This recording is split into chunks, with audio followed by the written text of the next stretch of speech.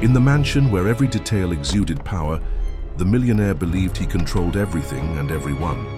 Alexander, accustomed to seeing his will carried out without resistance, hired a new maid, not only based on her resume, but because his eyes fell on the beauty of the young black woman, whose expression bore both innocence and determination. For him, it would be easy. A quick conquest, an added distraction amid his nights of luxury and boredom. What do you mean you trusted me? Emily, however, was not like the others.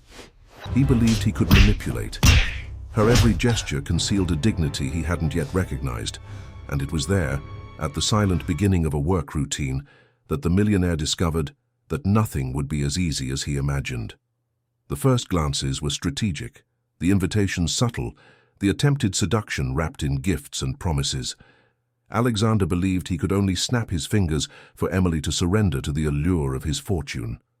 But with each advance, he encountered an invisible wall. Emily smiled respectfully but rejected any hidden intentions. She refused to be bought nor intimidated. This intrigued and at the same time angered him. For the first time, Alexander was not in absolute control of the situation, and what began as a game of conquest would soon turn into a silent war between the pride of a man accustomed to winning and the strength of a woman who carried within her the flame of resistance. Fate was already preparing a twist, and the price would be higher than he dared imagine. If you felt the power of this story in these first moments, imagine what's yet to come. Every detail holds a twist. Every silence conceals a weight. Take this opportunity to like and subscribe to the channel, so you can journey together to the end of this narrative where destiny always reveals its face. Emily's arrival at the mansion was discreet, but it carried with it the air of something inevitable. Young, black, beautiful, and with a firm posture, she walked through the iron gates carrying only a small suitcase and an unbending dignity. Her maid's uniform seemed simple, but on her it took on an imposing quality that defied the norm. The other servants watched her curiously, some with indifference, others with restrained respect. To them, she was just another new employee. To Alexander, the millionaire owner of the house, it was a dangerous invitation. He first saw her in the garden, carefully brushing dry leaves from a fountain. It wasn't the gesture itself that captivated him, but the way Emily moved, as if the world couldn't dictate the cadence of her steps. Alexander, accustomed to choosing whatever he wanted without resistance, thought it would be easy. There was power, there was money, there was charm, and all of that had always been enough. For him, Emily would be no different. A lingering look, a veiled promise, and she would be in his hands. But that same afternoon, when their eyes met for the first time, he realized something was beyond his control. Emily didn't look away. There was no insolence, but there was firmness, as if recognizing the weight of each situation and refusing to be intimidated. Alexander smiled, confident it was only a matter of time. But deep down, a seed of doubt began to germinate. What if this time it wouldn't be so simple? The initial routine only reinforced the intrigue. Emily performed her tasks with discipline, flawlessly, but without blind submission.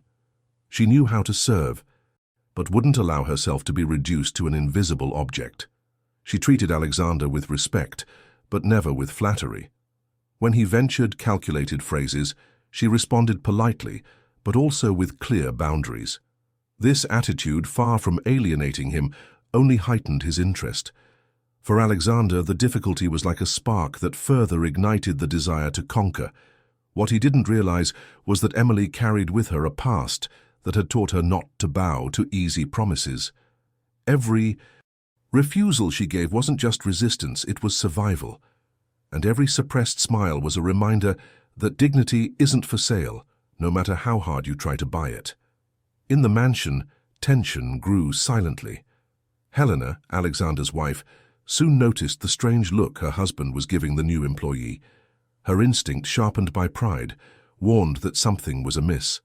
She began to watch Emily, not with words, but with silent gestures, appearing suddenly in the pantry, observing from a distance in the living room, measuring every exchange of glances.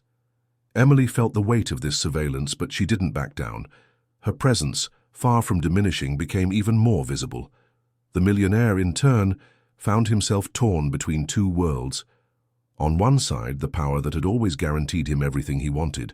On the other, the unexpected strength of a young woman who refused to be treated as an easy conquest. Her silence, her discreet refusals, the limits imposed without a word. All of this began to unravel the man who believed he controlled destinies. At the beginning of this journey, no one could yet predict what was to come. But the electricity of a silent battle was already palpable in the air. The pride of a man accustomed to victory against the dignity of a woman who refused to be defeated. Fate, patient, was already sharpening its weapons. For the first few days, Alexander kept his distance. He observed from afar, as if surveying a terrain before advancing. Emily, with her well-tailored uniform and impeccable posture, was a presence that commanded attention, even when she tried to be invisible. The millionaire noticed how she walked around the mansion unhurriedly, but also without submissiveness. There was a dignity about her that disconcerted him, and it was precisely this discomfort that ignited his desire for conquest. The first advance was subtle. Alexander purposely left a box of expensive chocolates in the pantry, accompanied by a note in his refined handwriting. "For you who brightens this house in unexpected ways." Emily found the gift while setting the table. He read the note and took a deep breath. He could have eaten the chocolates, could have been dazzled by the attention of such a powerful man. But no, he collected the box and left it in the kitchen, available to all employees. This was his way of responding. "I'm not for sale." At the next dinner, Alexander tried again. This time he invited Emily to wait only at his table, dismissing the other servants. As she served him, he murmured in a low voice, "Jobs like yours deserve more than a salary. There are things I can give you, if you want." Emily looked up, surprised by his boldness, but replied calmly, "What I want, sir, is only respect." With that, she walked away, leaving him speechless. Alexander, accustomed to smiles and flattery, felt disarmed. Her refusal sounded not like a challenge, but like a certainty. It was as if she were saying, without words, that he had no power over her dignity. His pride, however, wouldn't allow him to give up. On the contrary, Emily's resistance became fuel. The third attempt was even bolder. One afternoon, in the garage, he found her polishing one of his sports cars. He approached slowly and said, "Do you have any idea how many people would give anything to be here so close?" Emily, undaunted, continued her work and replied, without taking her eyes off the bodywork, "I'm not close to you, sir. I'm just doing my job." Alexander smiled, half irritated, half fascinated. He'd never heard anything like it. Meanwhile, Helena, his wife, was already noticing the movements. Her husband's constant presence in the garage, his habit of prolonging conversations in the pantry, his lingering glances during dinner, all hinted at a dangerous interest. His eyes followed Emily like a shadow, and even though she had no proof, she sensed the threat was real. Emily, for her part, understood that she was at the center of a game she hadn't chosen. Her every refusal was not just about integrity, but about survival. She knew that any misstep would be used against her, but she also knew she wouldn't let herself be shaken. The millionaire might have power, money, and influence, but she had something he couldn't buy: character. Alexander's advances didn't stop, but with each rejection, his admiration grew. He began to realize that Emily wasn't just a hard-won conquest. She was a mirror that forced him to face his own weakness. And this, though he wouldn't admit it, deeply disturbed him. The mansion, which until then had been a routine, began to transform into a stage of tension. Helena sharpened her vigilance, Emily maintained her dignity, and Alexander struggled between desire and frustration. The game was just beginning, but it was already clear that nothing would be as easy as the millionaire had imagined. Helena had always trusted the magnetism of her presence. She knew how to walk into a room and command everyone's attention, how to use every detail, the color of a dress, the sparkle of a jewel, the measured tone of her voice, to reassert herself as the absolute mistress of that house and that man. But little by little, something began to slip from her control. Alexander, once so predictable in his admiration and respect, now averted his gaze where it shouldn't be. Emily. These weren't just casual glances. There was too much silence in the pauses between glasses, footsteps that led him. Down hallways he didn't usually go, unnecessary visits to the garage and the pantry. Helena, a woman with sharp instincts, needed no proof to sense something stirring in the subterranean realm of her empire. And when that instinct awakened, it turned to fury. The first reaction came during an intimate dinner. Emily was serving the glasses with her usual discretion, but Helena seized the opportunity to launch the first attack. She deliberately let the napkin slide to the floor. When the young woman bent down to pick it up, Helena commented loudly for all to hear, "It's funny how some people think they can walk into a house and forget where they belong." The silence that followed was heavy. Emily, head held high, returned her napkin to the table and continued her work. She didn't respond, but the flush on her face betrayed her pain. Alexander, motionless, held his breath, unable to intervene. Days later, on another occasion, Helena ordered Emily to polish the already gleaming silver. She made a point of asking for this in front of guests, as if forcing her to constantly prove her worth. "The shine must be impeccable," she said sharply, staring at the young woman, as if every word were an accusation. Emily obeyed silently, each movement of the cloth a testament to her patience and strength. Unsatisfied, Helena began to wander around the house at unusual hours. She would suddenly appear behind doors, in the pantry, in the library, whenever Emily was nearby. The other servants noticed and began whispering in the hallways. Her mistress didn't just want to keep watch, she wanted to suffocate, to make it clear that Emily was under her constant watch.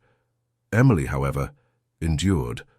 With each humiliation, she took a deep breath, reminding herself that her dignity didn't depend on Helena's approval. If there was one thing she carried with her, it was the certainty that not giving in meant more than resisting a mistress's pride. It meant proving to herself that she wouldn't be broken. Alexander watched from afar. Each humiliation Emily suffered further corroded his conscience. What had once been mere desire began to transform into indignation. Emily wasn't just a whim elusive.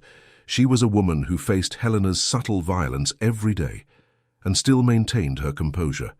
And this strength attracted him in a way that left him torn between respect and fascination.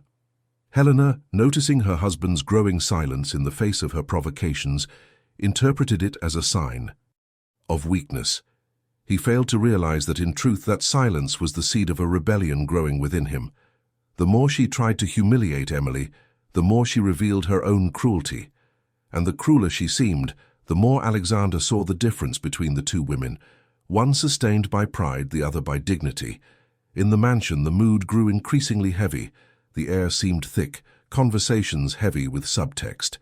Emily endured, Helena plotted, and Alexander silently prepared for an inevitable confrontation. The game that had begun as a whim was now an open battle, even if none of them had the courage to admit it yet. The humiliations didn't stop. On the contrary, Helena seemed to find pleasure in multiplying them, as if each blow to Emily was also a reminder to her husband of who still held control of the house. During a luncheon with influential guests, she asked Emily to serve dessert alone, dismissing the other servants. When the young woman approached the table with the impeccably set tray, Helena deliberately tilted her wineglass, letting the liquid drip onto the white tablecloth. "Just look, Alexander. Even a simple task can be lost in the wrong hands."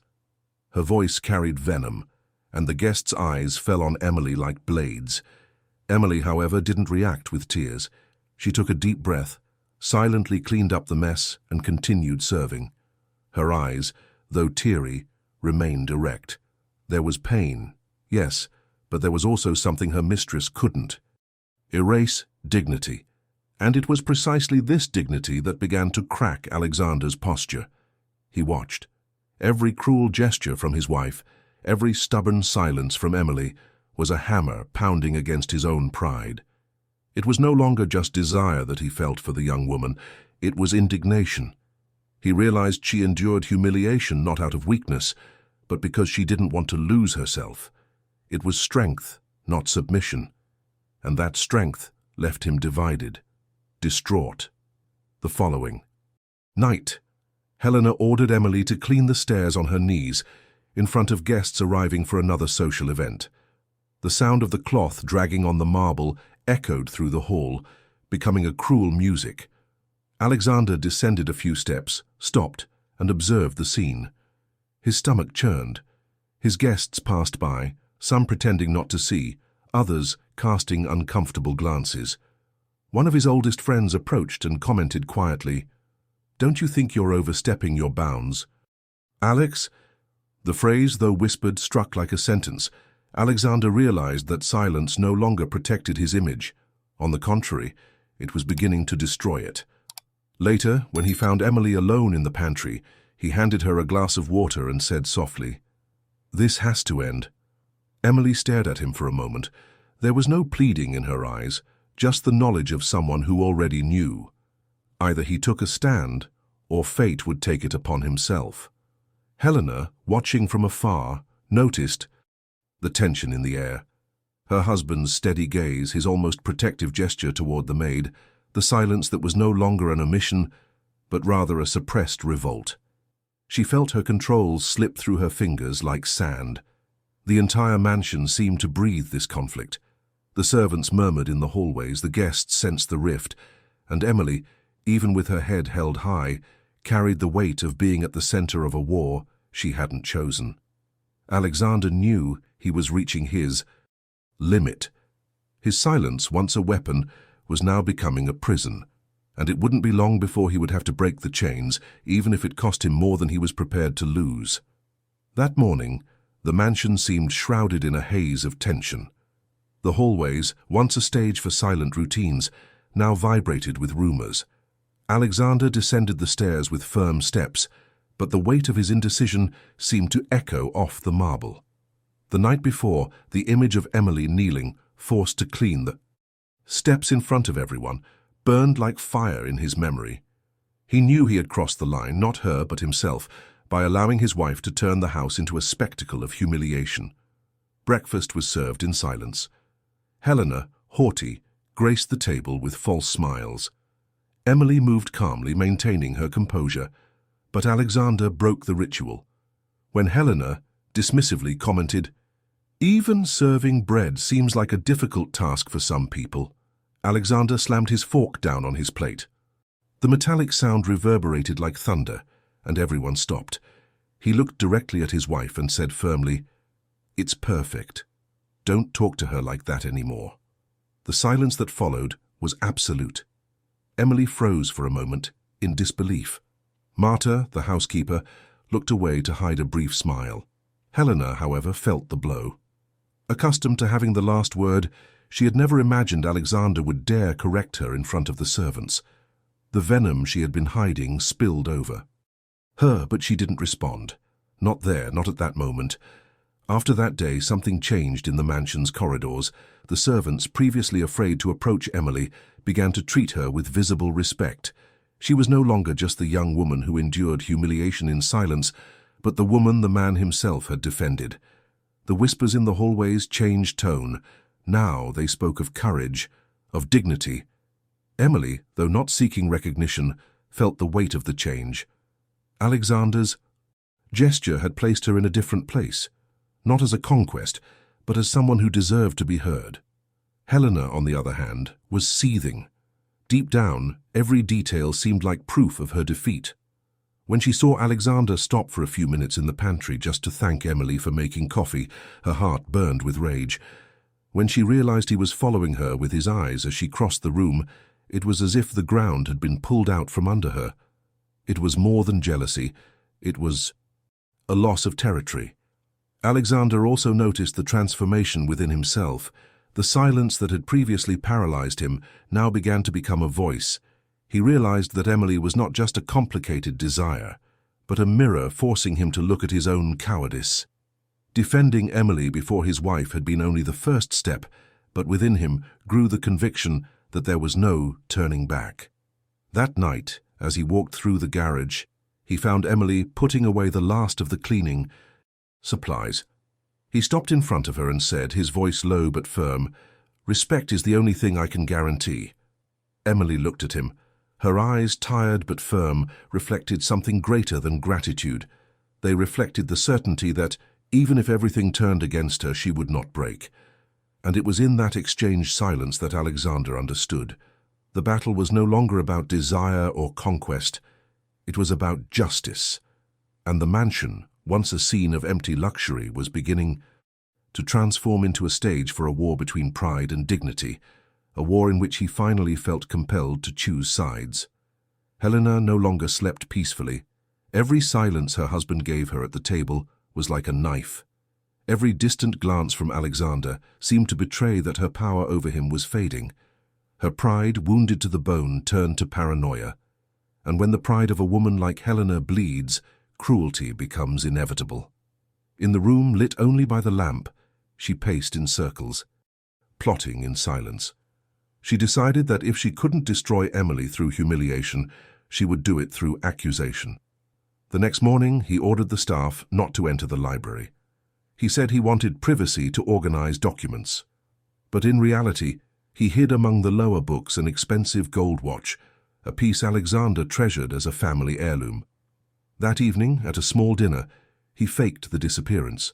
He stood up suddenly, eyes wide, and announced that the watch was missing. The room froze.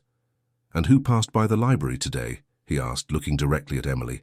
A murmur erupted among the guests. Emily, in shock, could barely respond. "I never," she said, her voice breaking. But Helena had already staged her act. She took everyone to the library, and as planned, the clock was found at the bottom of a drawer where Emily had stored cloths minutes earlier. The coup seemed perfect. Some guests began to shake their heads in disapproval. Helena smiled like someone winning a war. But Alexander didn't move. His fixed gaze scanned the scene suspiciously.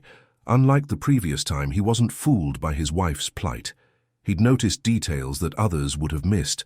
The haste with which Helena demanded a search, the way the clock was misplaced, the coincidence that it was precisely in the ward where Emily had worked that morning. The silence he maintained now wasn't one of cowardice, but of calculation. Marta, the housekeeper, was also watching. She had seen Helena enter the library for no reason hours before. Fear prevented her from speaking in front of everyone, but her eyes met Alexander's for a moment. In that look, a message. "I know." Helena, satisfied, lifted her chin and announced loudly, "Some people forget that there is no place for dishonor in this house." Emily, even in tears, maintained her composure. He looked up and said with a firmness that surprised everyone, "The truth can be hidden, but never erased." The hall fell into a heavy silence. Alexander felt his heart pound inside. For the first time he thought out loud, "He arrives." He couldn't allow Helena to continue. The game had gone too far, and now it was up to him to act. That night, locked in his office, Alexander took out one of the notes Emily had left in his pocket. He reread the short words, "What we keep silent about condemns us." He closed his eyes and took a deep breath. He knew that if he remained silent, he would be complicit. It was time to transform silence into voice. The mansion was no longer the same. The luxurious setting, once a stage for forced laughter and endless toasts, now breathed tension in every corner. Alexander, who for months had maintained his position with silence, was beginning to break down the wall that had kept him immobile. Helena noticed. His eyes, accustomed to commanding with a simple gesture, no longer reflected the same submissiveness. Her husband, previously distracted and predictable, now stared at her harshly. It was the beginning of a battle she had never imagined losing. The first open confrontation occurred at a dinner party, with only a few guests. Helena, as usual, took the opportunity to hurl barbs at Emily. The young woman was serving wine with firm hands, but Helena interrupted the moment. "It's funny how some people confuse serving with showing off." The sentence was spoken clearly, accompanied by a sharp look in the maid's direction. The guests laughed nervously. Alexander, however, did not remain silent. He slammed his glass down hard enough to silence the conversation. Respect is not a favor in this house. His firm tone and direct gaze toward his wife were more eloquent than any speech. The room froze. Emily, standing, felt her heart race. For the first time, she was not alone in facing her mistress's venomous words. Helena tried to hide it with a short laugh, but inside she was burning. She realized she had lost her voice. Alexander had placed himself before everyone, and the gesture wasn't just a defense, it was a challenge. In the following days, this change became even more evident. When Helena ordered Emily to wash the silver again, even though it was already polished, Alexander intervened. "Marta can take care of that. Emily has already done more than necessary." The simple words sounded like a sentence. The look he gave his wife made it clear he would no longer tolerate gratuitous humiliation. The employees noticed the change. Murmurs arose in the hallways. The bosses. On her side, respect for Emily grew. She was no longer just a girl who endured in silence, but someone recognized by the owner of the house himself. This strengthened her, even as she maintained her discreet demeanor. Helena, for her part, was beginning to feel isolated. Social invitations were becoming rare, friends were drifting away, and even among her servants, her authority was being eroded by veiled, disapproving looks. It was as if the mansion, once her fortress, was turning against her. Alexander was also transforming. The man who had previously seen Emily as merely a conquest now saw something greater, a mirror that revealed his own cowardice and forced him to confront the choices he had made. The protection he offered the young woman was no longer driven solely by desire but by justice, and it was in this new posture that Helena understood she was losing her husband, her home, and the narrative she had sustained for so long. Control was slipping through her fingers, and every attempt to regain it only served to reveal her cruelty. Fate, patient, was already preparing the final scene, and when the time came, the downfall would not only be social, it would be the complete ruin of an empire built on pride and vanity. Helena felt her control slipping through her fingers. She was no longer welcomed at dinner parties as before, no longer cited in the society columns as a beacon of elegance. Her name, which had always shone in high society circles, was now spoken in whispers filled with disdain. But the most painful blow came from within her own household. Alexander no longer looked at her the same way. His silence, once an ally, had become a weapon against her. Worse still, that silence now stood as a shield for Emily. It was unbearable. Helena decided that surveillance and humiliation were no longer enough. She needed something definitive, something that would erase Emily from the mansion of no return. She spent days locked in her room, thinking about how to play her final card. Until she had the idea, she would create a public scandal, something that would ruin the young woman's image in the eyes of everyone and force Alexander to admit there was no point in protecting her. She set the stage for an important business dinner. Alexander was hosting high-profile investors, and the house was immaculate. Helena called Emily to set the main table, but before the guests arrived, she left a personal item, a priceless gold bracelet, strategically hidden. Among the napkins the maid was handling. Right on cue, with everyone seated and toasts being made, Helena stood up theatrically. "Something strange happened tonight," she said, her voice thick with mock indignation. She walked to the table, turned the napkins over in front of everyone, and pulled out the shiny bracelet. She looked directly at Emily, her eyes sparkling. "It's unbelievable.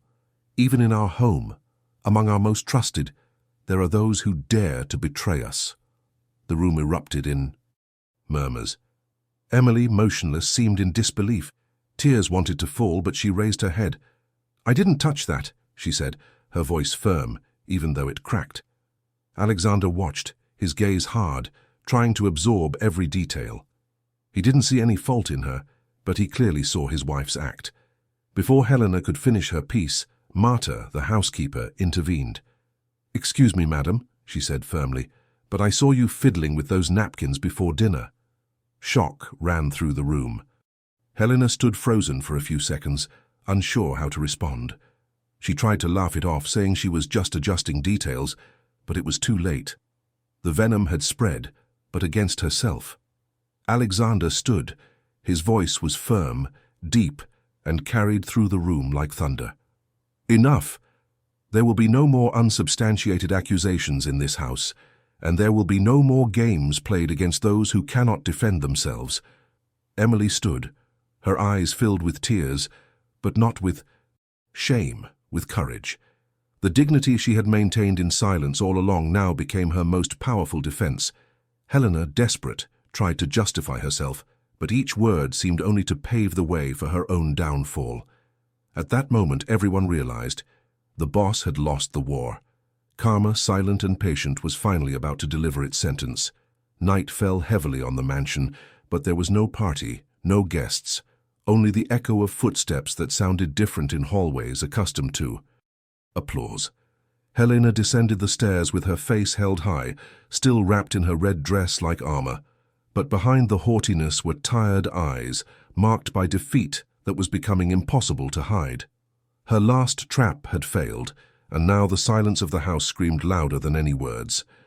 Alexander was waiting for her in the library. On the table lay the notes Emily had left in his pockets. There weren't many, but each one held more truth than all of Helena's speeches. He opened them. Before her, one by one. What we keep silent about condemns us. The truth always finds a way. When words fail, karma speaks. Helena tried to laugh, but it died in her throat. "Are you going to choose to believe in worthless pieces of paper?" she asked, her voice thick with venom. Alexander replied calmly, but his voice sounded like a sentence. "It wasn't the notes that made me open my eyes.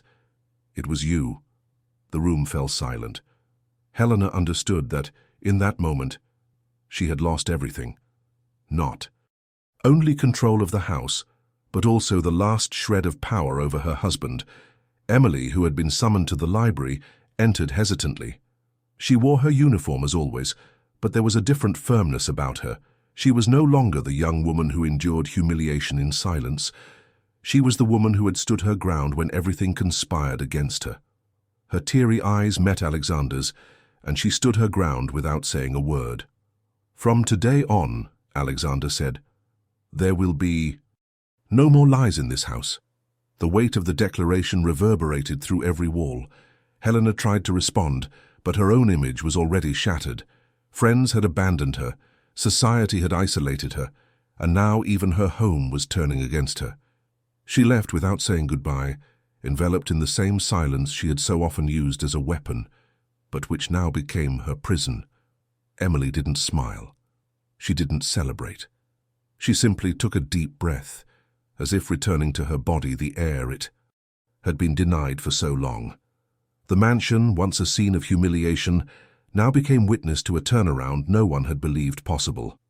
Alexander no longer treated her as a conquest, but as someone who had taught her, with dignity and resilience, what all the money in the world couldn't buy: respect.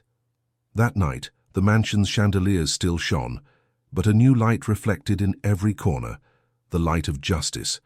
Fate, patiently, had given back to each what they deserved. Helena would reap the loneliness she had sown. Alexander would bear the bitter lesson of his omission. And Emily finally would be recognized for the silent strength she never abandoned. Karma doesn't rush, but when it arrives, no one can stop it. In the Manhattan ballrooms, where glasses chimed like luxury clocks marking the time of the powerful, Alexander discovered a folded piece of paper in his inside jacket pocket. Small, careful writing. "I saw what you kept silent." There was no signature, but the discreet scent of the service corridor betrayed Emily, the maid who went unnoticed while polishing crystals and memories. That night, as on so many others, she would leave short notes, pleas for humanity, whispered warnings, truths no one dared to speak, and he would respond with a single weapon: silence, a stare fixed into the distance, a toast without a smile. The more the notes were repeated, the more his silence grew at the long tables, the more his wife felt the ground shift beneath her heels. In her pocket the paper burned. In her chest something gave way. Fate, patient, began to write its letter. A new note, folded in three, fell like a quill and blade. "What we keep silent condemns us." Alexander put the paper away, raised his glass, and said nothing. The silence, however, was already a message. Across the table, the millionairess watched his hand touch his jacket with the frequency of a recent habit. The maitre d' looked away, The orchestra trembled half a measure, and Emily passed, behind the chairs like a shadow noting the world. In the early hours of the morning, a note disappeared from his lapel before he arrived at the office. The next day, rumors sprouted like weeds. Someone was watching, someone was gathering evidence, someone was seeking a scandal. Emily realized too late that her whispers had reached the wrong audience, and her wife decided to secretly fire her. But one last note remained pinned to the lining of his suit. When words fail, karma speaks. It was the announcement that the silence about to explode would change everyone's fate. Emily's arrival at the mansion had not gone unnoticed. Young, black, beautiful, and with a firm posture, she bore a dignity in her eyes that no uniform could erase. To Alexander, she was more than an employee. She was an enigma. He had hired her driven by an impulse that mixed desire and curiosity, convinced she would be easy to win over. But he soon realized otherwise. With every restrained smile, every polite refusal, Emily erected an invisible barrier that intrigued and infuriated him. Helena, his wife, noticed early on. Her predatory instinct needed no proof. All it took was her husband's eyes lingering 1 second too long on the young maid. From then on, everything would become a dangerous game. Alexander's first advances were subtle, discreet gifts, veiled promises, invitations disguised as generosity. Emily received them calmly and returned them quietly, as if saying no without raising her voice. This only increased his fascination. What was once a whim became an obsession, but Emily wouldn't let herself be bought. Each rejection reinforced her value. Alexander couldn't handle it. He was used to winning over women easily, but for the first time, he found himself facing someone who wouldn't bend to the power of money. Helena reacted as she knew how, with humiliation. During dinners, she would let slip cruel comments disguised as innocent observations. She would deliberately knock over glasses, blaming Emily for the disaster. She would assign her degrading tasks in front of the guests, forcing her to clean the marble on her knees. Emily endured, not because she was weak, but because she understood that her silent resistance was her weapon. The notes she left in her employer's pocket were not cries for help, but reminders. The truth cannot be erased. Alexander read them, folded the paper, and put it away. And each time he did so, his silence grew heavier, more unbearable. Helena wasn't satisfied. She knew she needed something bigger, something that would get Emily out of the mansion for good. And so he began to devise traps. First, a necklace inherited from his mother, hidden in the maid's closet. Then, an expensive watch, hidden among cleaning cloths. In both cases, the accusation was made in front of witnesses, but Helena's theatrics were flawed. The exaggeration of her expressions, the haste in conducting the search, the way the evidence appeared ill-fitting, all of this raised doubts among the guests. Alexander, previously quiet out of habit, began to see. His silence was no longer cowardice, it was calculation. Until the night of the adulterated wine arrived. Helena planned to accuse Emily of poisoning her, but was unmasked by the housekeeper Marta, who witnessed the manipulation. The scandal was immediate. Helena's face paled, her charade crumbling before everyone. Alexander stood, his voice firm. Enough. There will be no more unproven accusations in this house. The impact was devastating. Emily, with tears held back, stood erect. Helena, for the first time, had no answer. From then on, Alexander began to take a stand. He defended Emily in front of guests, thanked her publicly, and went against his wife's cruel orders. The employees noticed the change. Murmurs ran through the hallways. The boss was on her side. Helena's already tarnished image in society began to crumble. Invitations became rare, and dirty looks multiplied. What had once been power turned into isolation. Helena, in desperation, played her last card. She hid a valuable bracelet among Emily's napkins during a dinner with investors. But once again, Marta exposed her. The play ended in awkward silence. Alexander didn't need to shout. A stern look was enough, and the sentence, "It's over." Helena left the room defeated. the mansion gate closing behind her like a judgment. Emily didn't celebrate. She didn't smile. She simply took a deep breath, allowing the dignity that had sustained her to finally be recognized. Alexander, before her, no longer saw a difficult conquest, but a woman who had forced him to confront his own inaction. On the table lay the last note Emily had left in his jacket. When words fail, karma speaks. He finally understood the weight of that phrase. That night, the mansion was no longer a scene of humiliation, but a witness to redemption. Fate had given each what they deserved, to his wife, solitude, to Alexander, the bitter lesson of silence, and to Emily, the silent victory of standing tall when everyone wanted to see her fall.